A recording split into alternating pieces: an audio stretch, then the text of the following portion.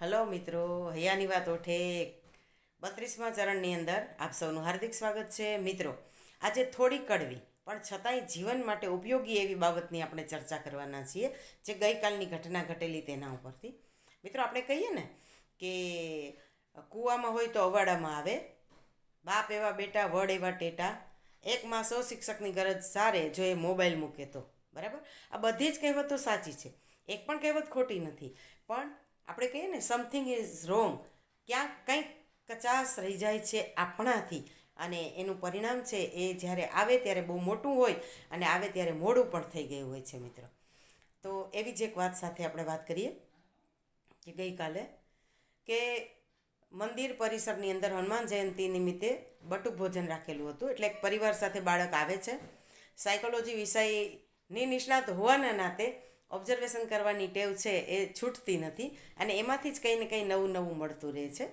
એટલે પેલા માતા પિતા છે, એમનો પરિવાર હતો, બીજાય કોઈ 2-3 વડીલ હતા.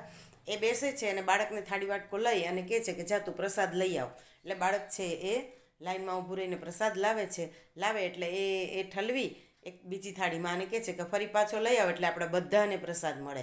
એટલે બાળકના ફેસ ઉપર થોડો અણગમો આવે છે, છતાંય બાળક કાંઈ પણ વિરોધ કર્યા વગર, કાંઈ પણ બોલ્યા વગર એક તીખી નજર પિતા સામે નાખી અને પાછો એ પ્રસાદ લેવા માટે જાય છે. ફરી પાછો લાઈનમાં ઊભો રહી અને ફરી પાછો પ્રસાદ લાવે છે. એટલે ફરી વડીલોએ પ્રસાદ ઠલવીને કહે છે કે હજી એકવાર લાવે ને તો આપણને બધાને થઈ જાય. એટલે બાળક બોલે છે કે પણ 2 વાર તો હું લાવ્યો, હવે ન લાવું તો ન ચાલે, કેટલી વખત લાઈનમાં ઊભો રહું. અને ત્યાં એવું કહે છે કે ભાઈ બધાએ એક જ વખત લેવાનો છે. ત્યારે વડીલો એવું કહે છે કે એ તો એવું કીધા રાખે, અને આપણે બધાને પ્રસાદ થાય એટલો તો હોવો જોઈએ ને. ત્યારે બાળક કહે છે કે પણ પ્રસાદ તો બધાને થઈ જાય એટલો તો છે, હું 2 વખત તો લાવ્યો.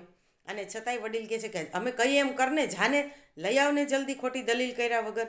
ત્યારે મિત્રો એક વડીલ કહે છે કે આટલા બધો પ્રસાદ આવે છે, જો કેટલા બધા લોકો બુંદી ને ગાંઠિયા ને બધું દેવા આવે છે, તો આટલો બધો પ્રસાદ હોય તો આપણને બધાને પ્રસાદ મળવો જોઈએ ને, આપણે ખાવો જોઈએ ને.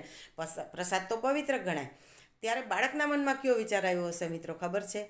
જે હું એક ઇમેજ કરી શકી કે બાળકના મનમાં એવો વિચાર આવ્યો હશે કે એટલા બધા લોકો દેવા આવે છે એ આપણે એકલા માટે નથી.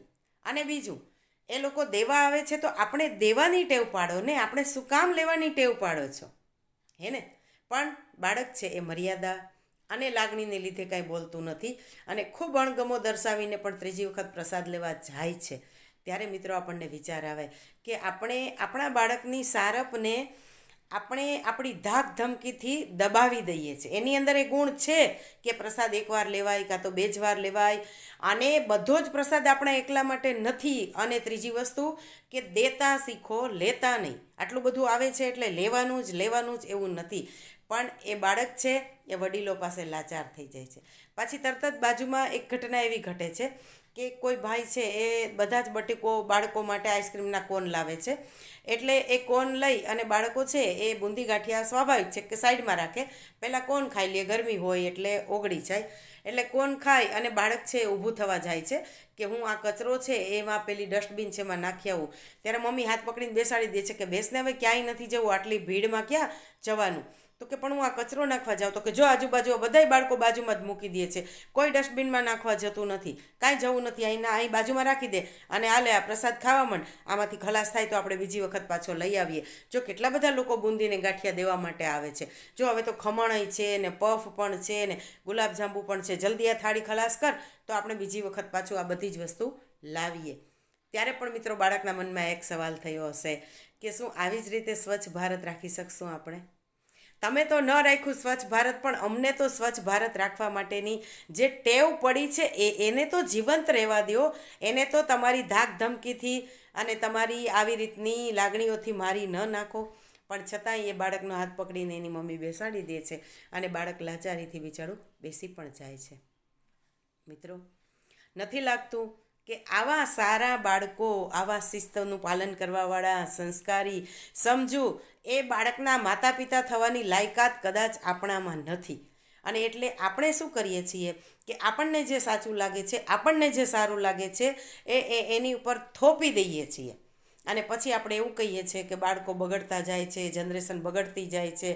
પણ મિત્રો અહીંયા તો બાળકો એવું કહી શકે કે અમે તો સારા છે, પણ અમારી આગલી જનરેશન, અમારા વડીલો છે એ સમજતા નથી ને અમને આ શિસ્તનું પાલન કરવા દેતા નથી. મિત્રો, આટલા અણગમા વચ્ચે પણ એ બાળક છે, એ બાળકનો આપણે આભાર માનવો જોઈએ કે બાળક હંમેશા આપણી તરફદારી કરે છે અને આપણને માન આપે છે. મિત્રો, બાકી આપણી બધી જ પોલ બાળક જાણે છે, છતાંય આપણને માન આપે છે, આપણી તરફદારી કરે છે, આપણા જીવનમાં હાસ્યના રંગો પણ પૂરે છે અને ન ખબર પડતા આપણને એક વિશિષ્ટ વ્યક્તિ સાબિત કરે છે બાળક. કારણ કે બાળકના માતા પિતા હોવું એ એક ગૌરવની વાત છે. મિત્રો, તો આવી રીતનું આપણી ક્યાંક ને ક્યાંક કચાશ ક્યાંક બાળકના જીવનમાં ક્યાંય અડચણરૂપ તો નથી બનતી ને, એ જોવાની, એ વિચારવાની, એ બધી જ ફરજ કોની? આપણી જ ને. તો ચાલો ને આપણે આજથી જ કંઈક નવું વિચારવાનું શરૂ કરીએ અને ક્યાંક અહીંયા આપણી કચાશ હોય તો એને પણ કાઢવાનો પ્રયત્ન કરીએ. આ કામ કરી શકાય એવું તો છે હો મિત્રો, અશક્ય તો નથી. થોડુંક અઘરું છે, પણ આપણા ઈગોને થોડોક સાઈડમાં રાખશું ને તો બાળક પાસેથી તો કેટલું બધું શીખી શકાશે અને એ જે શીખશું ને એ આપણને ખરેખર જીવન જીવવાનો આનંદ આવશે. તો ચાલો આજે આ વાત પૂરી કરીએ. આના અનુસંધાને જ વાત ફરી પાછી આપણે આવતા વખતે કરીશું. ત્યાં સુધી સૌને નમસ્કાર. જય બજરંગબલી.